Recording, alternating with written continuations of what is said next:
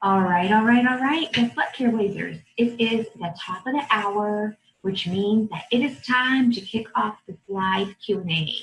So let's get started. We are going to be jam-packed full of information, me answering as many of your questions as I can. I do not want to waste any of your time. So here is what you can expect. I'm going to be answering your questions. I'm going to answer the questions that were submitted ahead of time. I'm also going to be taking live questions from you. I can see that some of you are already leaving your questions in the Q&A and chat. That is perfect. I'll be sure to get to them. For those of you who did submit some questions ahead of time through the email, some of you wrote a lot of information, which was great. It gave me some background, but for purposes of this presentation and putting it on the screen, I kind of shortened some of it, but I kept it true to your struggle and the question you're asking. So just so you're wondering why things look shorter, I shortened it up for the purposes of this presentation. At the end, I'll also be offering an invitation for some of you to work with me through my private program. For those of you who could use a little bit more help down the line, trying to really figure out some of these behaviors and these struggles that just don't seem to go away, no matter how much you've tried. So if it feels like you could use a little bit more, I'll extend that offer to you. And also for those of you who hang in here on this Q&A, I'm going to give you a link to go watch a class I did on 3 things you can do to lower your dementia caregiver stress without needing any extra time on your hired help. So you'll get that at the end as well. That's a little gift for you. So to get the most out of this training, just be aware there's a lot of people online right now, more people using Zoom than ever with this virus going around. And so if for some reason you get kicked out or I get kicked out and there's a tech glitch, just go back to your email and click on the link and come back. I promise I will do the same. I am going to show up for this full hour and answer your questions. So don't give up on me, and I hope that, and I'll make sure I don't give up on this as well. This is my 3rd live one, and I haven't had any problems, but just in case. As much as possible, I know it's kind of hard right now with more people at home, but try to minimize your distractions and be as fully present as possible. There's a lot of really great questions that were submitted, and I know you guys are going to be asking a lot of really great questions. So I just want you to get the most out of this training. And even if you don't necessarily have a question, I want you to pay attention because other people's questions can be wonderful learning opportunities. You can learn, some people are going through similar situations as you, or some people are going through something you might find yourself in the future.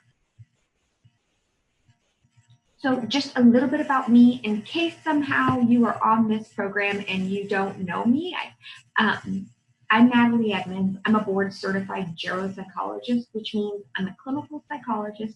I have a doctorate degree in clinical psychology, and I went on to get board certified in geropsychology, which basically means I specialize in geriatrics, and specifically dementia.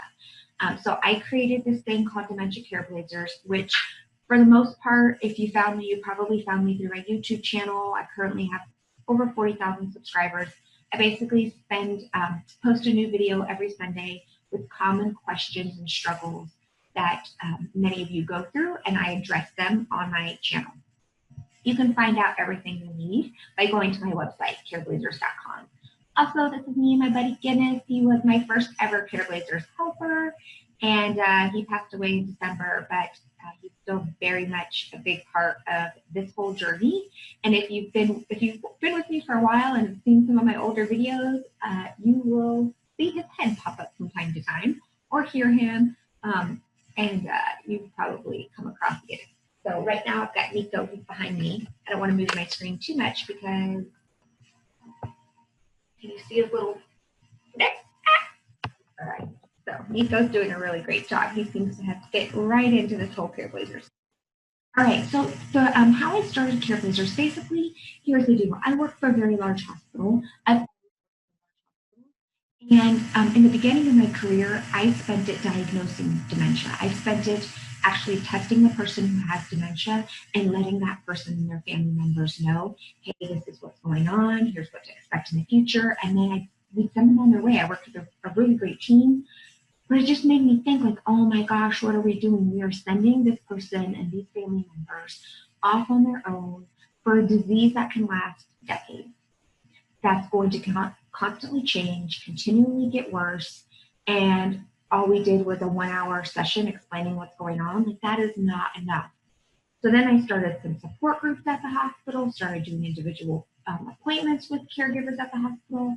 But guess what? That's really hard for you guys to do as well, right? It's probably hard enough for you to be on this live webinar at this time, let alone leave your home, arrange care for your loved one with dementia, find that time to drive there, participate in the group or session, drive home. It's just a lot. So I thought there has got to be a better way. We've got to spend more time helping the families who are sacrificing so much to care for their loved ones with dementia.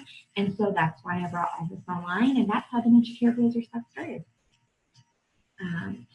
Also, because like a lot of the care blazers I was talking to, they're going through similar struggles. I think you'll find as you listen to some of the questions people present, like, you've probably been through something similar, and everybody feels so alone. And so I just thought, I've got to let people know they're not alone, that what they're going through is common for dementia, and let's figure out a way to help. So what I want to do now is I want to get started with your questions. I'm going to start with the ones that were submitted to me ahead of time. This one is from Cecile. She says her husband's professional caregiver is not able to come now, and I'm trying to take over. My two biggest questions are how to get him to shower at least twice a week. Begging, cajoling, threatening, crying has not helped at all. And I wind up having to sponge bathe him when I can't stand his odor anymore. All right, let's start there, Cecile. So my first thought is this, and if you're here, Cecile, communicate in the Q&A or the chat so we can go back and forth and I can really even help you further. So the professional caregiver, when that professional caregiver was coming into the home, did that professional caregiver have a hard time bathing your husband? Like, the fact that you wrote that sentence makes me think that all of a sudden your husband is now no longer wanting to shower. So number one, if he was bathing okay with a professional caregiver, I would really tap into how did that professional caregiver approach this task? What did that professional caregiver do? What was the sequence of events? How did she exactly do it? And I would try to tap into that as much as possible. If you can still have some sort of contact with a professional caregiver by phone or email, you can even ask her, like, hey, what do you recommend? I'm really struggling here.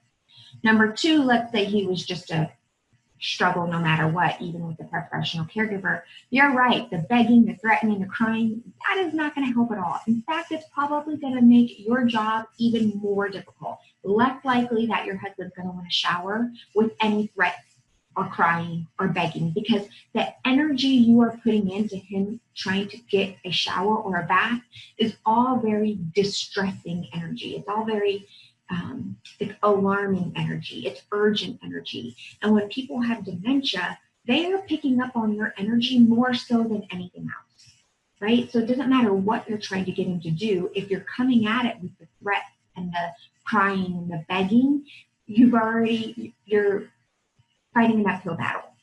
So I drop into this place of like, I know it's really difficult because this is a sensitive topic, but paying really close attention to your nonverbals, right? Making sure when it comes time that you want to approach your loved one for a bath or a shower, you have got to make sure that you are in as calm of a state as possible. If you are already feeling really stressed, don't even approach the bathing or shower situation. It's not going to go over very well. So just make sure you're in the right place when you're trying to get your loved one to shower.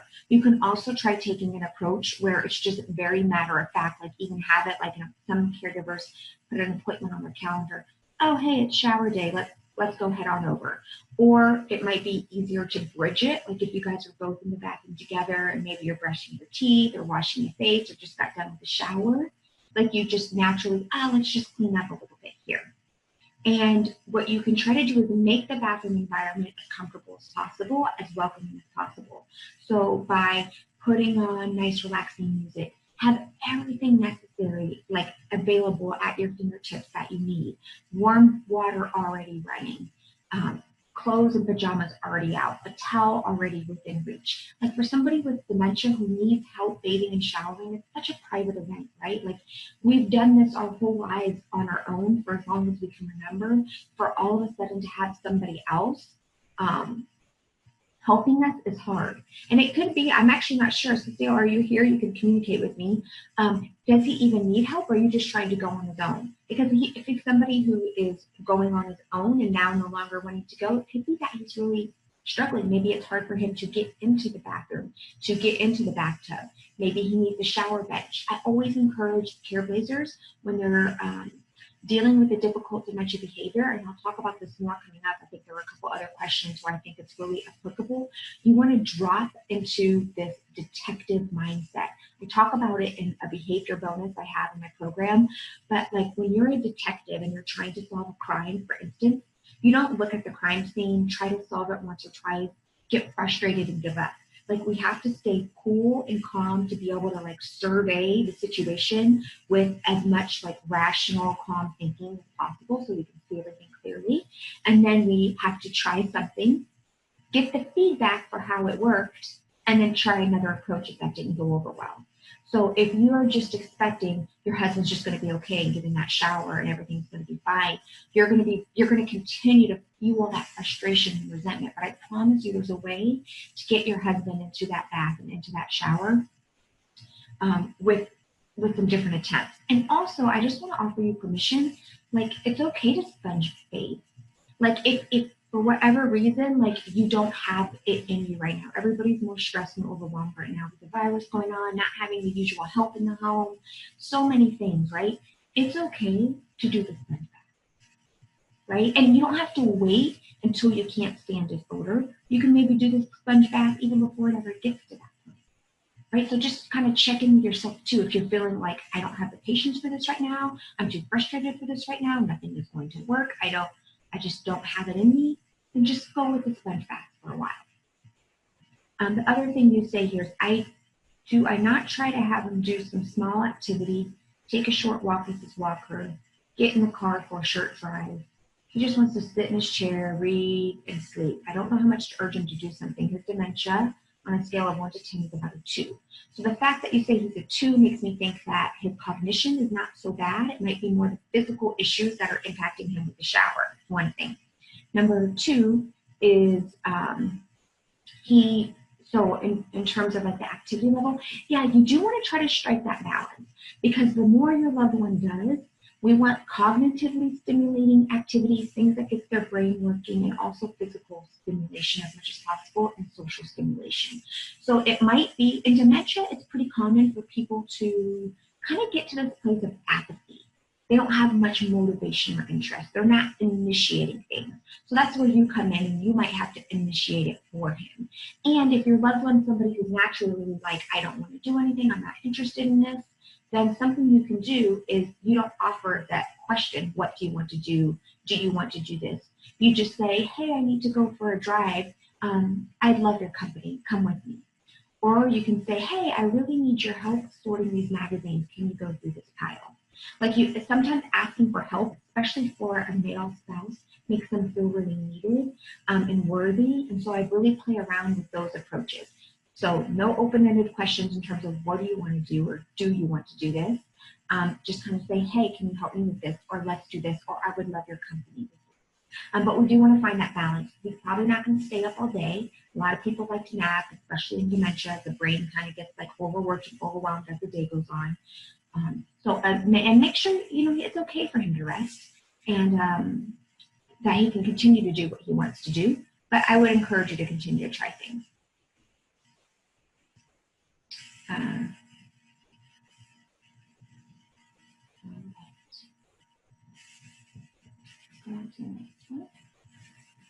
My mom is 89 and has dementia. She's unable to perform hygiene activities without support.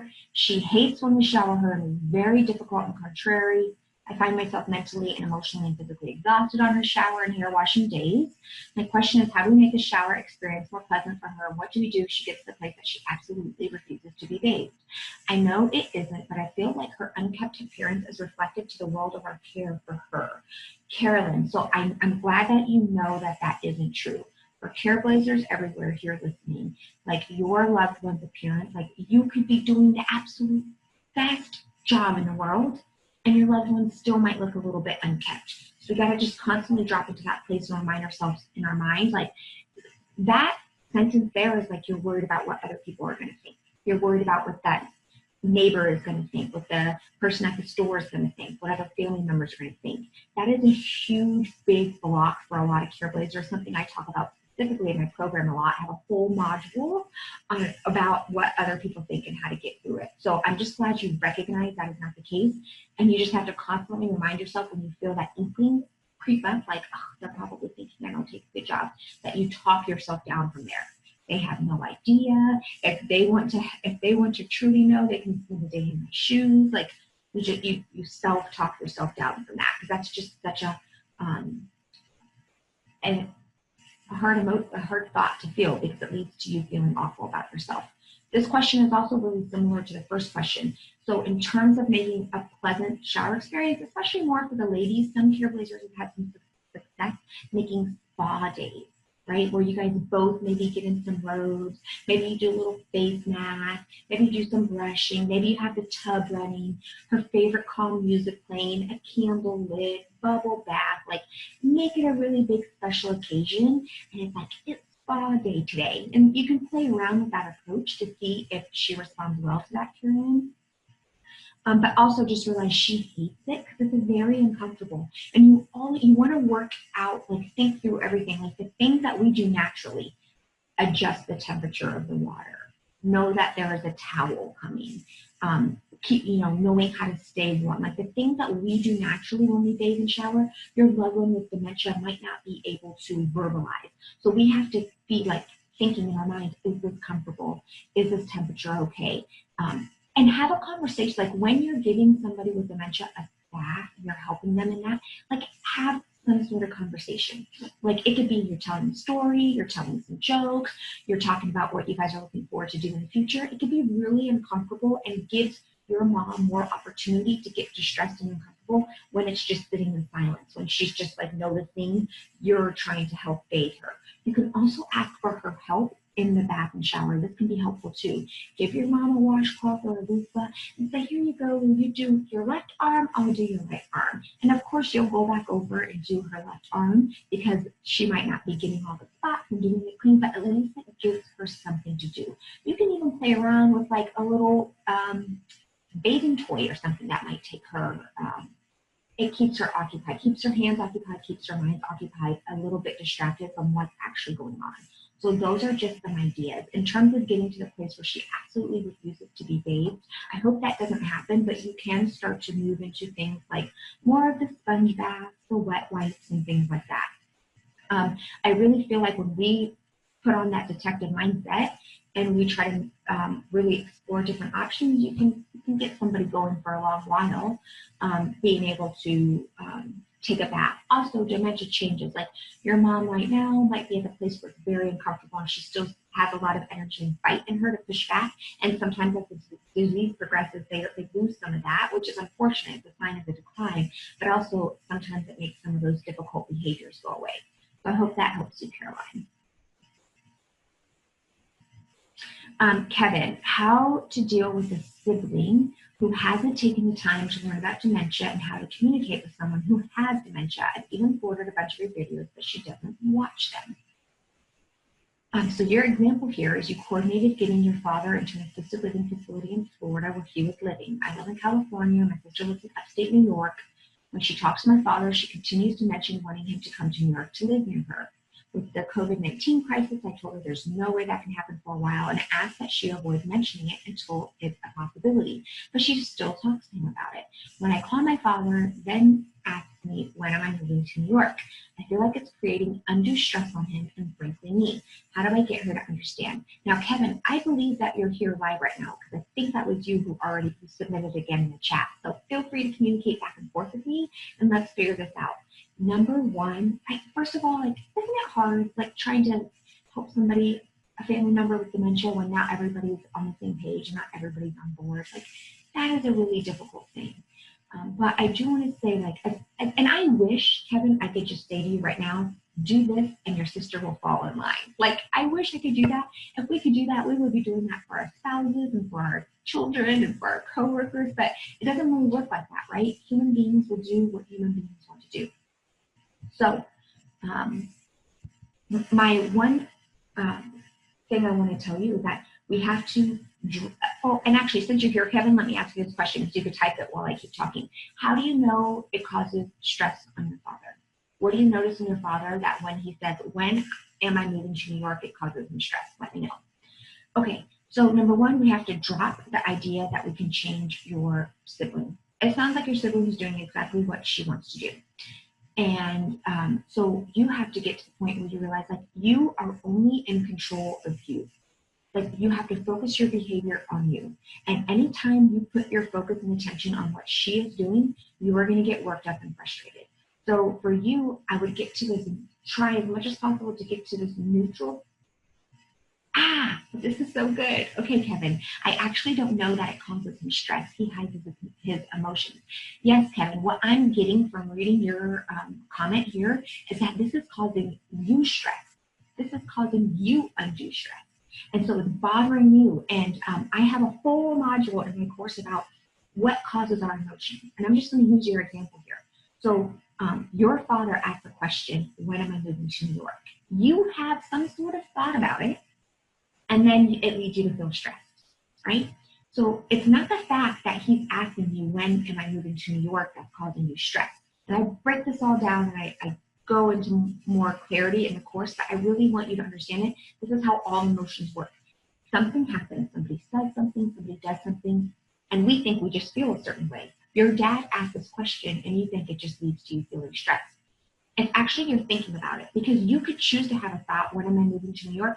That somebody else with dementia could ask their loved one that, and their loved one might be like, oh, you want to move to New York, huh?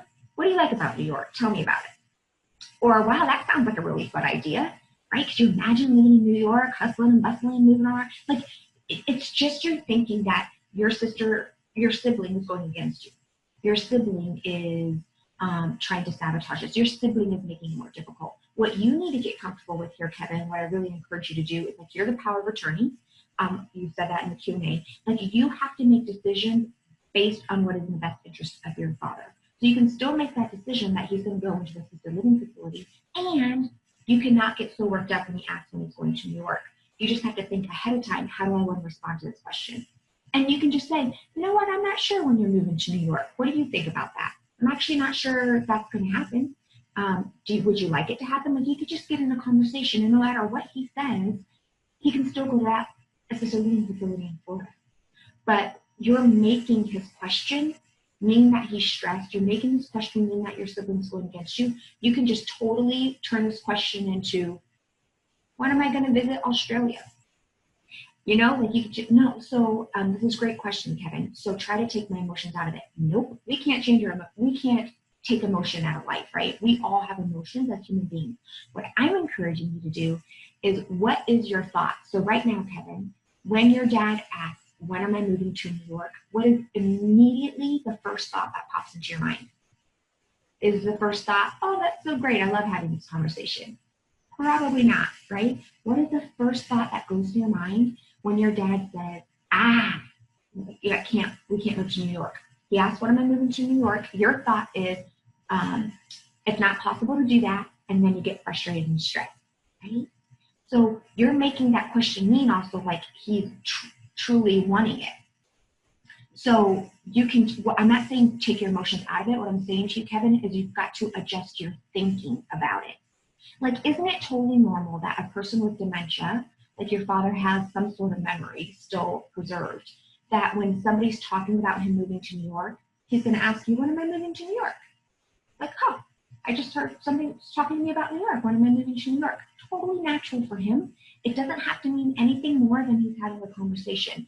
So instead of making it mean he wants something that's impossible to do, it's like, I can just choose to have a nice conversation with him about New York. And then this is where we get into, like, really redirecting behavior. You can be like, yeah, what do you think about New York? I've been to New York a couple times, never really liked it that much. You know where I do like? I love the sunny Florida skies and the beautiful oranges and the water. Like, you just shift the conversation and you never have to get back to like specifically answering the question. Like, this is kind of a new language we're learning with dementia, and I talk about that a lot, like in live Q&As to my program. But Kevin, like, the only thing causing your family stress is you're thinking that your dad wants to move to New York and it's impossible.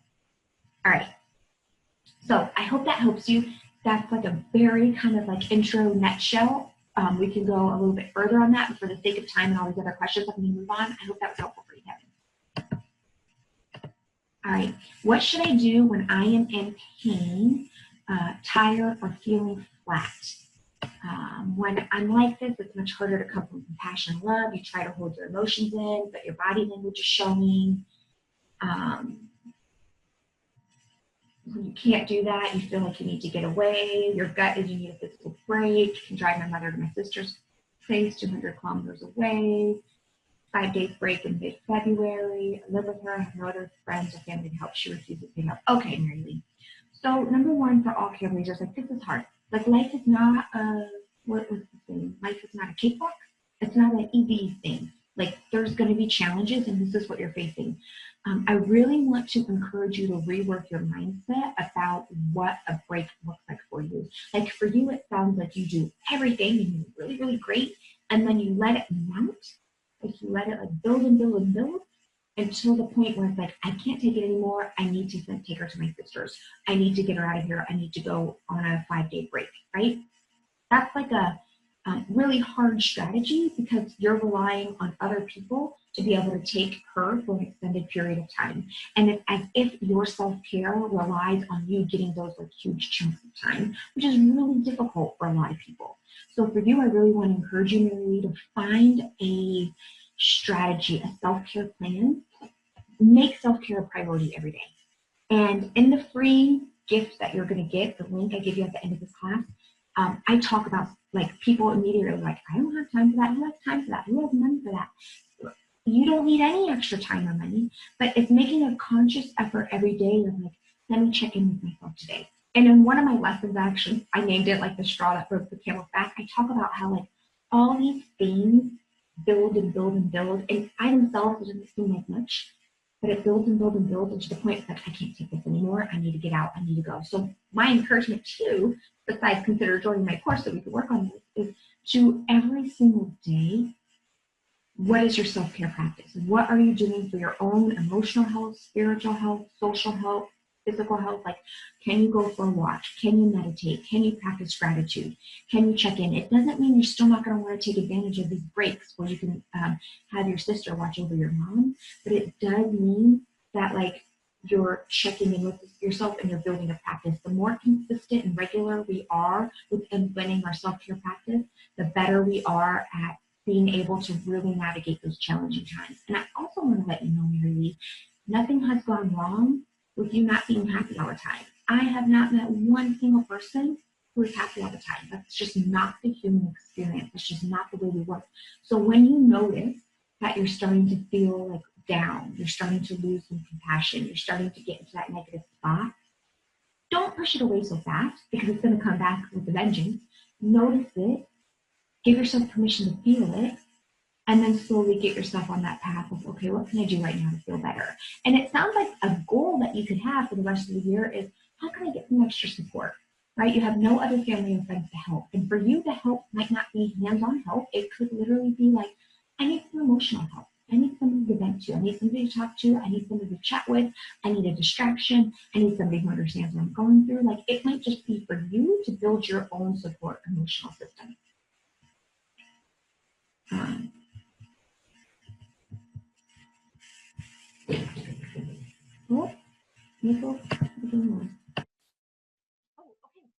Those are the submitted questions ahead of time. I'm going to take your live questions starting now.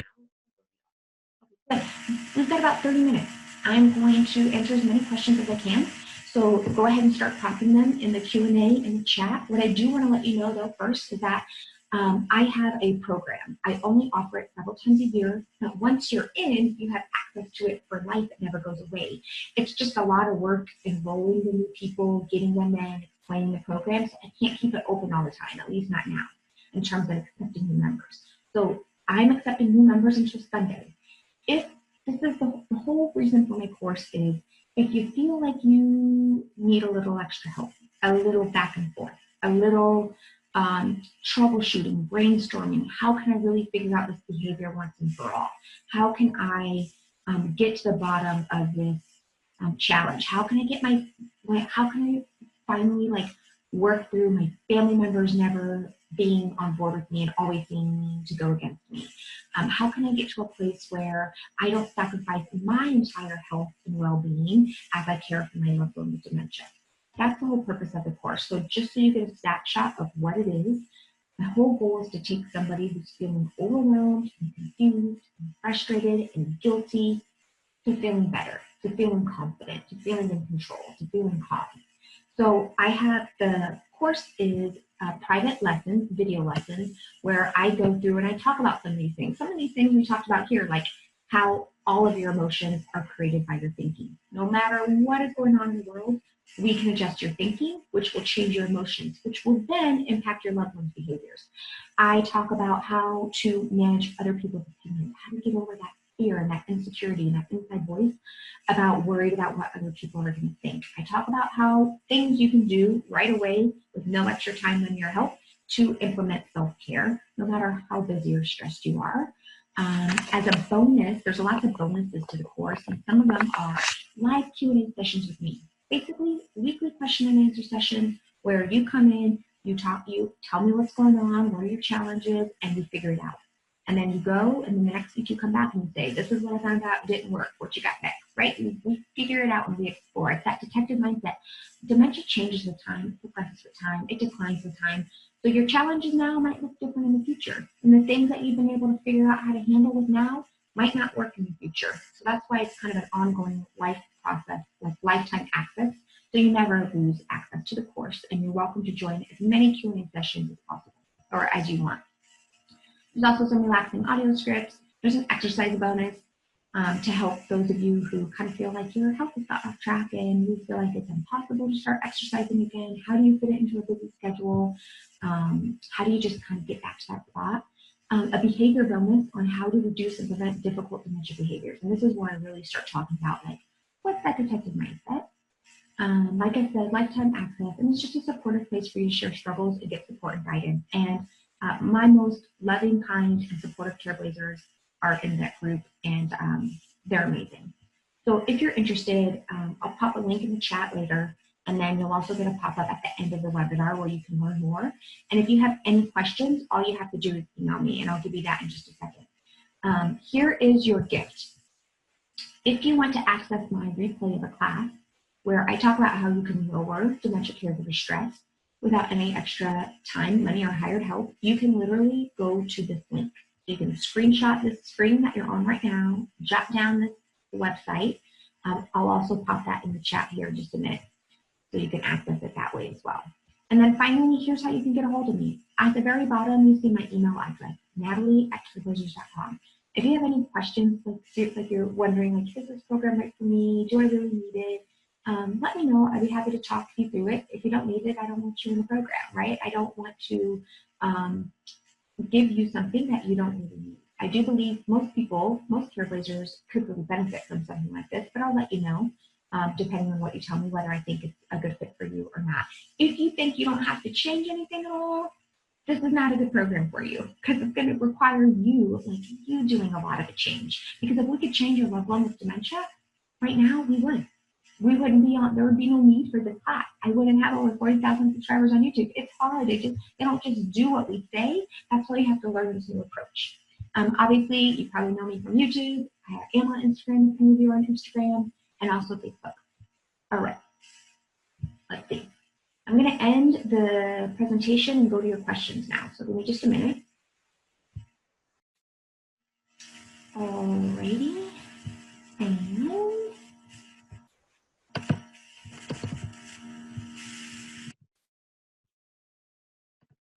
I am linking the link to the program in the chat now, and then I'm going to link that replay care course for you in the chat now, and then I'm going to take a look at those questions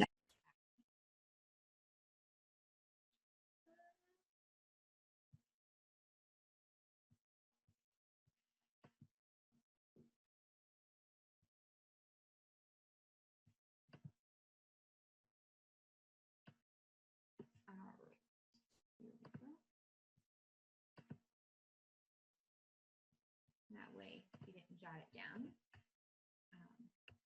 That second link is the care class. Okay, so let me get to your questions here. Lorna asks, my mother had just gone into care when we had lockdown. I'm concerned she will want to go to her home when it's over, as she talks about going home. Any tips on how I can settle her down in a care home? She will not be able to go home as I'm selling the house to pay for her care home.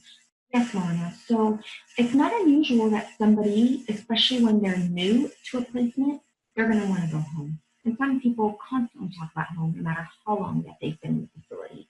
So for you, it's just constantly reminding yourself that you're making the right decision, that you've made the right decision, even though your mom might not agree with it or might not understand it.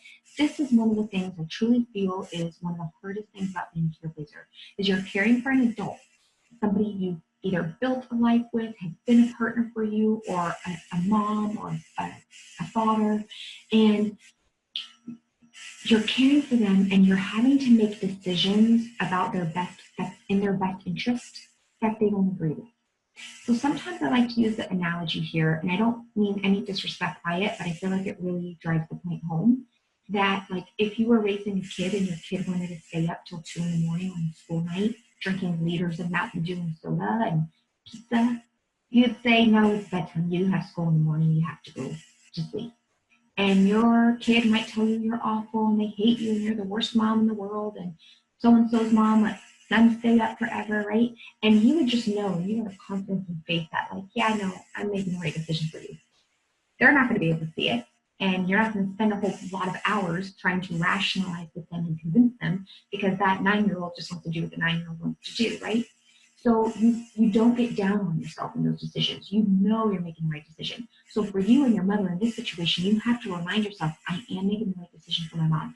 Your mom is going to continue to ask to go home because that's where she feels the most comfortable. That's what's familiar. It's so awful right now too. Like I can't imagine how, like I would probably want to go home too. If I was just recently moved to a care facility and then I went on lockdown and there probably wasn't social events and we weren't eating with other people and people were all masked up and gowned up, and like I'd be like, this is kind of scary, get me home. So I don't want you to make this mean that she's never going to be comfortable there. It's very possible she can be comfortable there, especially once all this kind of goes away and gets back to normal. For you, I want to encourage you not to push away her questioning though. Like again, kind of like Kevin's situation, like manage your thoughts behind it and try not to reason or rationalize, but just say, yeah, tell me about home. What do you miss the most? Yeah, I like that too. I loved your garden. Like you have a conversation about it, and you never have to go back to saying, well, you know, I can't take you home. It's like, yeah, I wish you could go home too right now. These are really difficult times. But you know what? You're getting really good care. Like just remove yourself from that place where you feel like you have to make her be on board with being there. You just have to calm her, reassure her, um, allow yourself to have that conversation, and just know that, yeah, like it's totally understandable that she's saying that and wants to do that. I hope that helps you, Lorna. Dane, when to know when to stop driving? Several signs to look out for that somebody might not be okay to drive.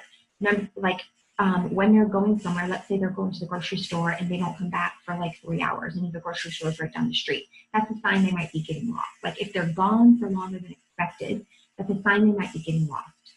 Unexplained paint chips, dents in the car, perhaps some traffic accidents. You can be in the car with your loved one. Do you feel safe with them? Like, would you sit in the passenger seat with your loved one driving? Would you put your grandchild in the passenger seat with your loved one driving?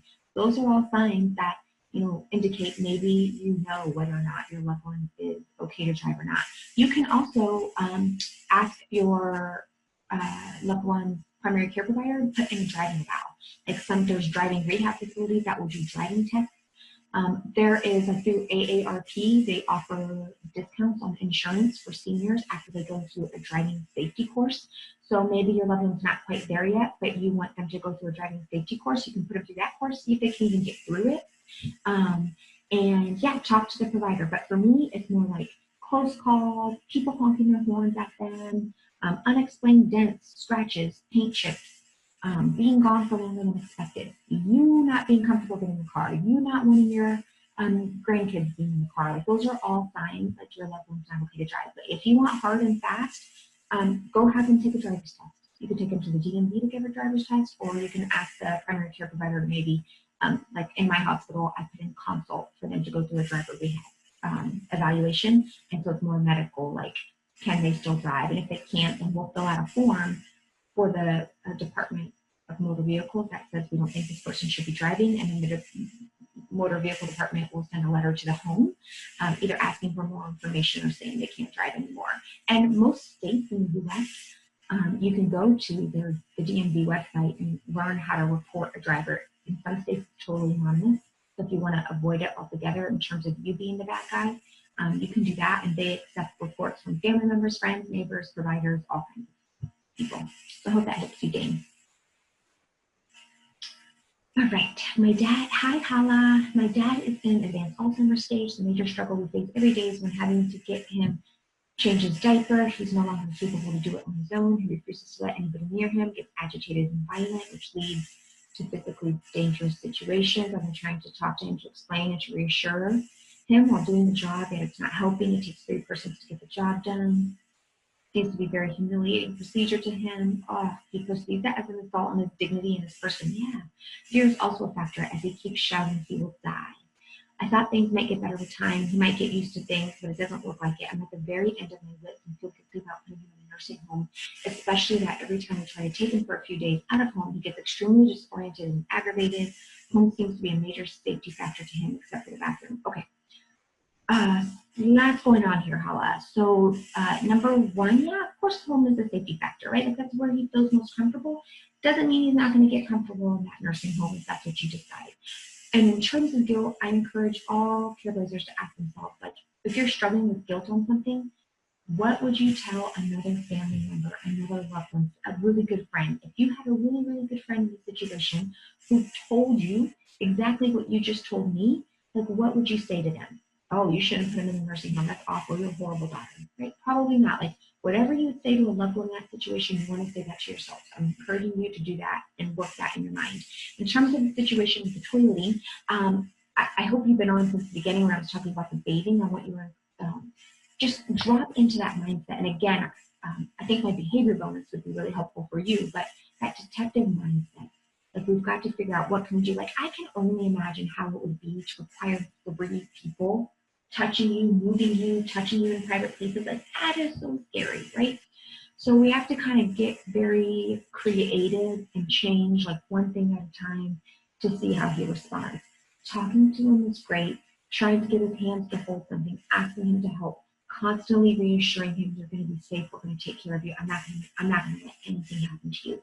Seeing if there's a way to bridge this, like, if he is going to the shower, if he is bathing, if he's already in the bathroom, like, how can we make it happen? And if the bathroom isn't something about the bathroom, can we try it in another room? Like, in terms of changing him. Like, obviously the bathroom is ideal, but like, I'm just thinking if we're dropping into the detective mindset, is it something about that bathroom room that's really scary, or is it the act of what's going on? If you were to try the same approach in the bedroom with, like, things down on the ground to kind of help with the messes and have all the wipes that you need and everything nearby, like, how would he be? So for you, Hala, I know this is really challenging, and just realizing because he gets so agitated and violent, like, all of your guys' facial expressions are going to be even more important. But constantly reassure him, let him know he's not going to die. He's going to be just safe. He's going to be healthy. You're here for him. You're going to help him. Give his hand something to hold. Try to get him to help. Make sure it's soft and nothing that can cause harm. Also talk to his providers. Like, is there something you could give him? Like, we don't recommend medications to help with difficult dementia behaviors unless it's a last resort. Unless you truly, honestly tried everything you can, because there's so many side effects. However, those medications exist for a reason. And so if it's something like prior to changing, like, there might be a medication you could talk to the doctor and say, is there something I can give my loved one right before changing time to help take the edge off or to help a little bit? Let's see, your loved one's provider might be open to that. You can also try making sure there's, like, really welcoming, calm, soothing things before you're going to try that procedure and even after. So like enjoying a cup of tea together, enjoying a nice snack, making sure he's in a really good mood, kind of naturally moving into it as much as possible, and then afterwards going to those things that he finds pleasurable as well. This is one of those situations where I would really want to continue to have it back and forth week after week to see how it's going.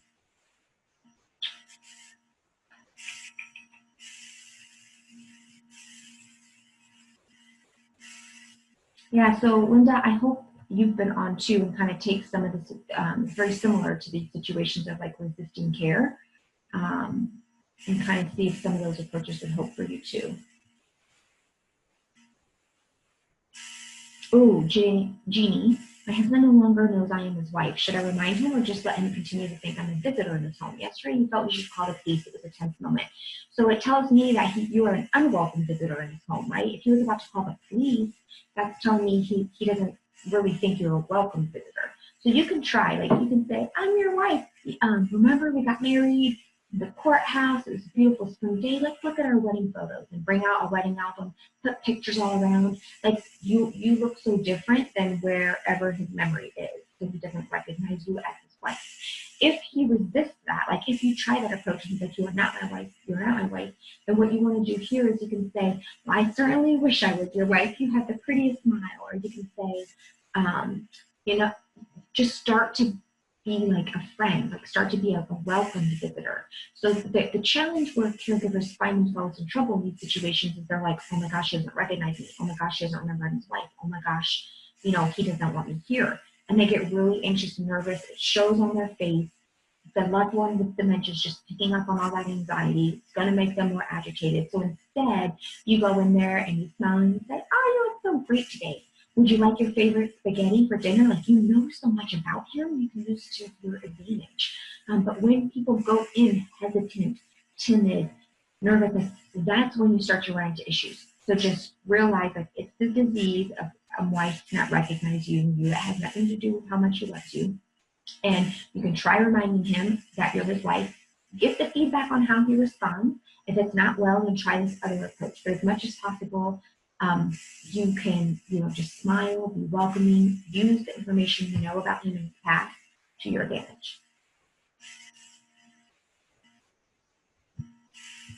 Brian, how do I handle my husband's repetitious mantra of I'm going to die, telling our son goodbye? It's every day, usually in the morning. So for here, this is going to be a place where you want to comfort him, you want to comfort your husband, and you want to just offer him reassurance. So the goal here, eventually at some point, this might go away, but this kind of sounds like this is a pattern he's gotten into, and the mornings are really hard for him for whatever reason. Your goal is to comfort him as much as possible and redirect him and get him into another activity or something pleasant as much as possible. So if he's saying, I'm going to die, and he's telling your son goodbye, you could say, oh my gosh, I would miss you so much. Who's going to give me a hard time during the day? Who am I going to watch I Love Lucy reruns during the day? You're gonna, or you can just, so your husband. So like, if he's more of a funny person, you could be like, oh, you can't die on me yet. We've got to go, to the park today. The virus wasn't going on. Like, you don't have to take it so seriously when he's saying that. You can find a way to crack that smile, crack that joke. But if he's not that kind of person, if his personality is not like a kind of light, funny one, then you might want to try something like, that's not going to happen today, baby. I'm here. I'm going to make sure you're okay. You're going to be just fine. You know what always makes me feel better? A cup of coffee. Would you like a cup of coffee? Or whatever his favorite drink is. A cup of tea, a sandwich, a bowl of fruit. Like you move into it, but just reassure him, like, it's okay. I'm going to be right here with you. Don't worry. Like, you're safe with me. Right? You can try to joke, but like also you not getting frustrated that he's bringing it up. Like, I imagine hearing your husband say those things and your son hearing his father say all those things, like, brings up a lot of anxiety for you guys as well. And just realize that this is his morning mantra. Your husband has a mantra, a morning mantra of I'm going to die. What is your morning mantra in response? Play around with it. Like, try one, see how we respond. If you don't like it, the next day try another one, right? Again, you drop into that detective mindset and come up with your mantra. You can have a different one than your son's, and just comfort and reassure as much as possible. Dane, he was sick at Christmas and the doctor said not to drive till he was better. He never got back to where he was before. They tell him now to take a driving test at a hospital and they will see if it's safe for him to drive. He refuses because he says he can't pass the test and he has a valid license and doesn't want to lose it. Yeah, so he probably might not be safe to drive. These are situations where caregivers become really creative in how they prevent the driving. Sometimes they disable the car and not tell the person. So then if it's a danger issue, like he's getting behind the wheel, they'll disable the car. So when he goes into the car and tries to turn it on, it doesn't turn on and he'll think something's wrong with it. And then you can say, oh, we'll have to get that fixed. Oh, with the virus, we can't get that going on right now. We're going to have to wait. Let me drive you. Like, those kinds of things. So it's kind of like the backdoor approach, keeping the keys out of sight, if at all possible, removing the car. And then we just have to get comfortable with how we respond to what he brings up. And you'll have to come up with your own way of responding. Like if he's bringing up, where's my car? I want my car. I can drive. You'll have to play around with the different responses that your father will respond best to. But again, like we have to realize, like it's pretty unrealistic for us to think, my dad's gonna be like, oh yeah, totally, I can't drive. I've always been doing this all my life, and it's only all my freedom and independence. Take the car and keys away. Like that would be really nice and easy for us, but that doesn't happen for a lot of people unless the person is so far impaired that they're not hanging on to it. So, and he has a valid license now, but if you filed a report, like maybe he's not going to take the test, the doctor or you or whoever could file a report to the DMV. It's usually a very simple form. You could just say, write down the reasons why you don't think they can drive, and then the DMV will get a hold of them. And the DMV will say, you need to show up for a driving test. And if they don't, they'll often send a follow-up that says, you're going to lose your license. So then you won't even have a valid license. Hi, Mary Harris, not sure where to post the question. Right here where you typed that. My loved one is recovering. Oh, here you are. My loved one is recovering from surgery, very tired, but not sleeping well at night. How much mental activity should I program daily? A balance. You want to give him as much mental activity until like right before he gets frustrated. So you might have to try a little bit and you might get frustrated a little bit. Like you have to say, oh, okay, that pushed him over the edge. Let's stop here. Maybe it's 5 minutes, maybe it's 10 minutes, maybe it's certain activities and not others, but you don't want to push it over to the point where he gets super frustrated and kind of realize like his activity level is probably going to be a lot less than it was before the surgery because he's recovering and it takes longer for somebody with dementia to recover from the surgery than it was maybe for one of us. I have his car. He's very mad at me that I don't give it back. He lives by himself now. Yeah, okay, so Dan, you're doing the perfect thing in keeping your father safe. For you, it's going to be a matter of coming up with responses that maybe get you to not be the bad guy so much. So things like, oh, the car's not working now, or I wish I could give it back, but if you do, I can get arrested. The doctor said that they'll report me, whatever the case may be. I always tell my patients, make me the bad guy if you need to. And then just realize, again, this goes back to the other question about loved one wanting to go home. One of the hardest things about being a good careplacer is you're making the right decisions, even though your loved one's no longer able to understand that and they don't agree with you. Like you're doing the right thing even when they don't acknowledge it and they think you're awful. That's one of the hardest things. Hi, Maria. I'm wondering if you have any strategies for keeping our loved ones on their meds. My mother, diagnosed with frontotemporal dementia January, has been feeling so much better since starting her meds. Now she thinks she's cured and no longer needs to keep taking meds. How can I convince her to stay on the meds? She can't understand the nature of the illness and that there's no possibility of a cure. So I don't usually advise like the rational approaches. Like you're trying to explain the nature of the illness, explain that there's no cure. She's only going to believe what she wants to believe. You can say, these medications are the cure. Every time you take it, you're continuing to cure yourself. Like every time you take these medications, it's keeping it away. You can also try making some of the medications go to vitamin time, where you guys both take vitamins together. If you don't have vitamins that you want to take, maybe you take some Skittles or a Tic Tac, but you make it just like a normal part of the routine. If there's some medications that can be crushed into powder or into liquid so that you could just put it in a food or a beverage, you could talk to a doctor about switching some of those medications into those formats. But for you, a big behavior tip for people is join their world. Like you trying to explain this disease to her and the fact that there's no cure from your rational mind She doesn't want to hear it. She doesn't care. In her mind, she thinks she's cured. So you have to join her world and think, okay, she thinks she's cured. What's my response that would make sense to her? It's like, yes, these medications, every time you take it, it's going to make it less likely it's ever going to come back. Every time you take this medication, it cures you even more. You know, like it doesn't even need to make sense. If those are just things off the top of my head. And if you join the program, we can go back and forth a little bit week after week on like how to maybe approach it in other ways. My loved one is a retired professor who cannot dress, shower, feed himself, yet still insists he needs to work. So he offered his course online. He has dozens signed up and seems upbeat, something to look forward to. Now, though, as each teaching day arrives, he gets stressed, depressed, overwhelmed, and wants me to help with it. Participate, provide Zoom, tech assistance, scanning, editing. How do I decide how much to help with all this as others things the attempt but can't do or finish, especially when they involve a commitment he's made to other people? Yeah, so we definitely need to be careful because he's made a commitment to other people, but you realize he can't follow through with that commitment. This is on you.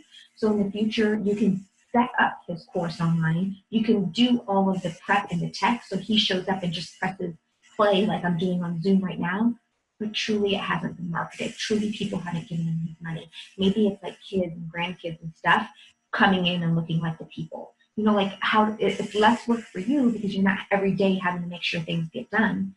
But also it's still it's still very important for him to feel like he's working. So we want to offer him his dignity, keep his dignity in terms of being able to still do things. And you might even be able to play around with, oh, your students, you know, would really like you to record videos of yourself teaching. And so like you could just set up a camera and have him record and you can say you sent it all out and do all those things. He doesn't know all that backside. So I don't know if that's in his ability level to know or if that kind of approach would work. But it's this middle of, hey, it's important. How do you make him feel like he's still contributing and working, but also not to the point where he has to follow through for other people who have paid him money. Ooh, we're almost at the top of the hour. I'm still going to answer as many as I can here. Hey, Eliza, caring for a 90-year-old father, demonstrating signs of dementia, evaluation scheduled prior to the pandemic. Back in March, I don't know what to do moving forward, getting him officially diagnosed. I don't wait till this ends. I mean, some people are doing virtual, so you might be able to get a jump start on it by doing an interview virtual. They'll be able to do some testing virtual. It's not the greatest, but they'll be able to do some. So continue providing the great care you're providing to him. And then whenever you think the visits open up and you can go get him diagnosed or assessed, you can.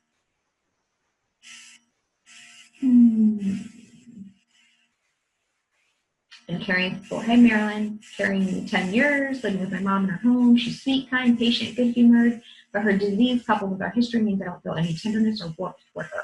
I know many techniques that I can use to accept reality, extend kindness for myself, breathe, but I'm really tired of feeling all the resentment, animosity, dislike that I have inside. So you feel resentment, animosity, and dislike because of thoughts that you're having. Something I talk a lot about in my program. So you would want to work through those thoughts. Quick thing I can tell you right now that is very powerful is you have to remind yourself, why the heck are you doing this? Clearly there's been some things in the past that weren't really great, right? And so you're letting that past impact how you feel now. But there's something in you that's driving you to care for your mom for a decade, right? This disease can last a long time. You have to remind yourself of what that is. It might not be because you had warmth and love growing up. It might be because you want to be the best possible version of yourself. It might be because it's really important for you to show kindness and warmth and love to family members, even if she didn't do that to you in return growing up. It might be because you want to be a better example of a mother than she was to you. I don't know what it is for you, but there is a reason why somebody would sacrifice 10 years of care and love to somebody when there wasn't really tenderness or warmth in your history, when there's a lot of stuff in your history. So you got to get to that point, like, why am I doing this? And remind yourself of that during the difficult times. But for you, there's a lot of thought work we need to do.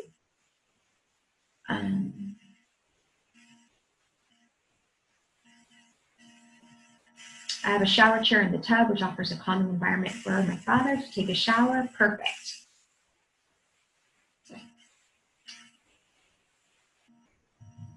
Eid West, I'm just so frustrated when we discuss and 2 seconds later he's out doing something out. Yeah, like, but realize he's not doing that on purpose to drive you crazy. Like, that's just how impaired his mind is. Like, you can't have the expectation that you can say something to him and then he's going to remember and do it, even a minute later. Like, he's probably going to forget. So if there's something that you're really relying on him to do or want him to do, you're going to have to go step by step, probably with him.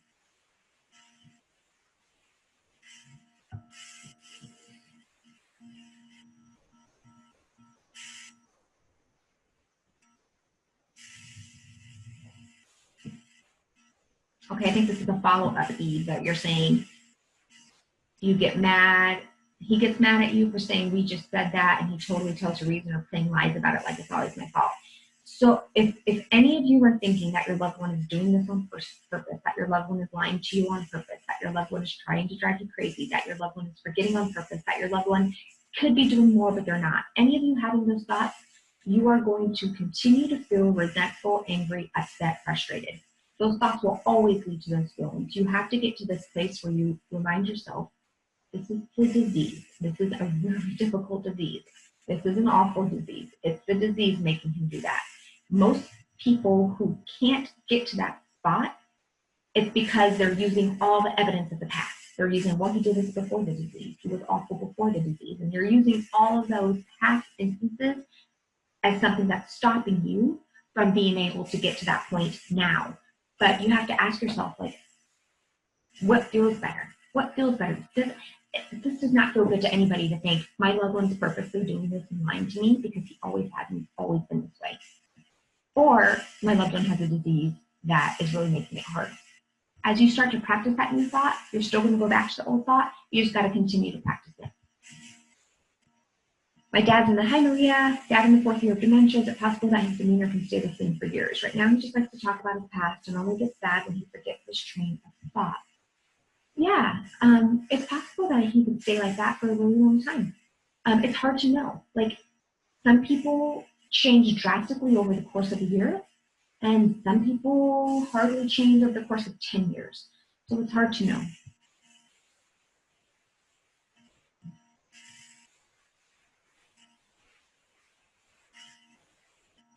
Carol, is it fair to say no matter what your relationship with your loved one was, your routines were, your agreement was, prior to the realization that your loved one was being affected by dementia, the dementia demands a new agreement, and it is a one-sided one. It becomes an agreement with yourself.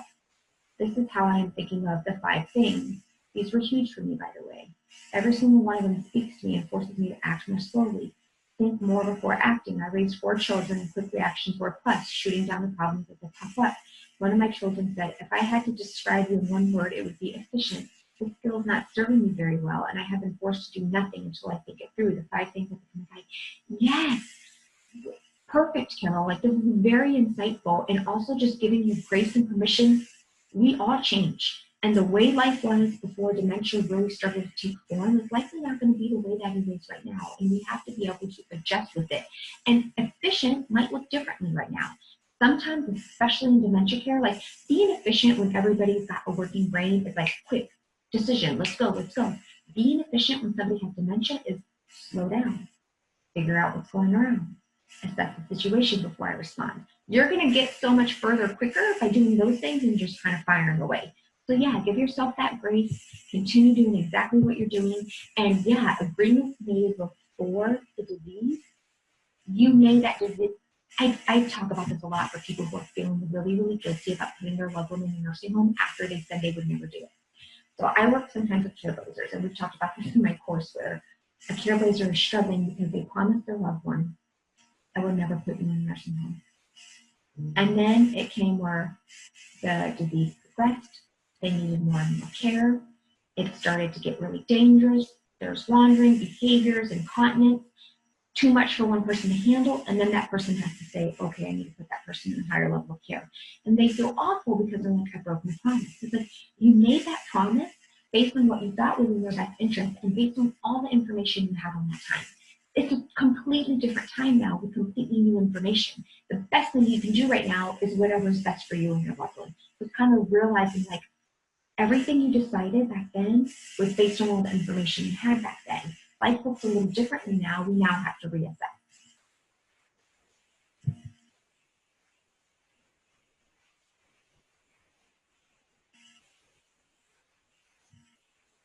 Okay, this person, who is it? I can't see the name. Oh, maybe it's Mary. My loved one's at home. He doesn't recognize it as home. He knows me in others, but not places. He constantly wants and asks to go home. Gets kind of pissed when I ask him to tell me about home. Says, you know, thanks, we're in a bad hotel. Okay, so if the response, tell me about home, let's work on it, and you obviously like want to make sure wherever you're living is filled with a lot of his favorite things, memories, pictures, items that he likes, but also say, I know maybe this hotel needs an upgrade, right? This hotel could be a little bit better. What would make this hotel better? And then see what he says to that and see how you can do it. And say, this is all we got right now. Nobody can go anywhere with this virus. If you kind of have to, again, join their world and figure out ways to respond, that's going to kind of like allow the conversation to move forward and realize like this might be a daily conversation you have. So your goal in the detective mindset is, what does he respond to best? What responses, like you have feedback asking him to tell you about home. He doesn't respond well to that. We don't want to do that. But asking him, man, maybe, we should call somebody and get this, we should have luxury accommodations, or I hear they're going to update us to VIP status and they're going to make everything look better for us and make a couple of tweaks. Hala, is being firm helpful? It depends. So some people with dementia respond well when something is firm, and some people don't. You'll know when you respond. You're going to know if it's a good response if you try it. So if you're being firm and your dad's like, oh no, then you know that's probably not a great approach. But if you try being more soft and reassuring and he responds better, then you know. So give yourself permission to experiment. I like to call it trial and error. Experiment and see how he responds.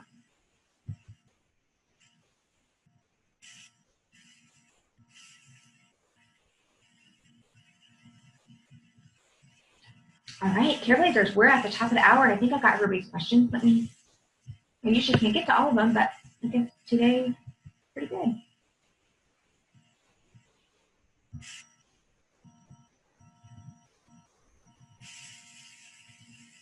It is really hard, Cindy. So Cindy's saying, got married in later years, 9 years later, Alzheimer's appears. It was like a light switch flipped on. Husband has been violent almost daily. He cusses me in the worst insanity. 4 years of this, it's especially hard. Redirecting him, no help. None of his family cares about him. I keep trying to find moments of joy and gratitude daily, so hard. Yeah, so your moments of joy and gratitude might have nothing to do with your husband, and that's okay. It might be that you have the internet, that you have clean water, that you have Facebook, that you have coffee, that there's sunshine. It could be all kinds of other things. Don't lose that practice, even though this area of your life is not going well. When it comes to people being physically violent, always put your safety first. If you need to remove yourself from the situation, lock yourself in a bathroom, call the police, whatever the case may be, you have to protect yourself. Talk to his healthcare provider about the behaviors that you're seeing. In terms of like if it's physical violence, talk to his healthcare provider. When he cusses you in the worst profanity, it's hard because this. You guys got married later in life and he's having these behaviors, and so there's not a lot of memories of you from back in the day, like where his memories probably progressing to. So it is very hard. Surround yourself with a supportive group of people who can offer you comfort, reassurance, and help.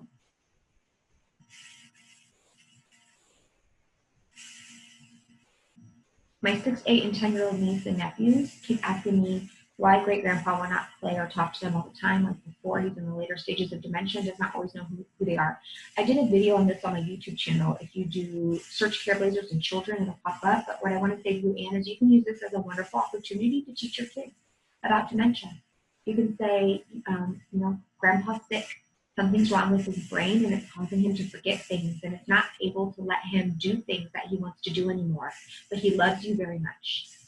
I know that he loves you so very much, and right now he just doesn't have that ability. And you can even use like analogies and things, like how some people are blind and they can't see, even though they their eyes are open. Like your grandpa, he has something wrong with his brain that doesn't allow him to remember. So it's your comfort level and how you want to explain it, but at those age ranges, it seems like you could do a pretty good job trying to explain it in a way that's good. So yeah, whatever you're comfortable with. I kind of think these are really great opportunities to to teach kids about loving older adults, loving family members, no matter what their age and no matter what they can do. And you can even enlist them in, do you want to go give grandpa a cup of water today? And they can still call him grandpa and they can still do all these things, you know, even though they're not getting maybe the response that they can. Trailblazers, I'm going to hop off here soon. I want to thank you all for spending part of your Monday with me. I do want to remind you and invite you to consider joining me inside of my program. If you feel like having ongoing live Q&As would be helpful, you definitely get that as a bonus in my program. If you feel like you really want, for once and for all, to learn how to lower stress, handle difficult family members, handle difficult behaviors, I encourage you to join. You do get lifetime. Um, so, yeah, I look forward to getting to know some of you more on this journey. And I hope the rest of you have a wonderful day. Bye. Mary Harris, thank you so much. The caregiver class was amazingly helpful. Do it, folks. Mary is one of my course members. Thank you for being here, Mary. If you hop into the group, you'll see I've announced all the upcoming live Q&As coming up for this season. So there's like 6 dates announced right now where I'll be going live. So I hope to see you in there, Mary. I'm sure I will. And I think I saw Dawn in here too. Dawn, thank you for being here, another one of my members. We'll get our weekly Q&As up and rolling again as we start this new season. All right, everybody, take care of yourselves and keep up the good work and be kind to yourself. This is hard stuff, right? All right, bye.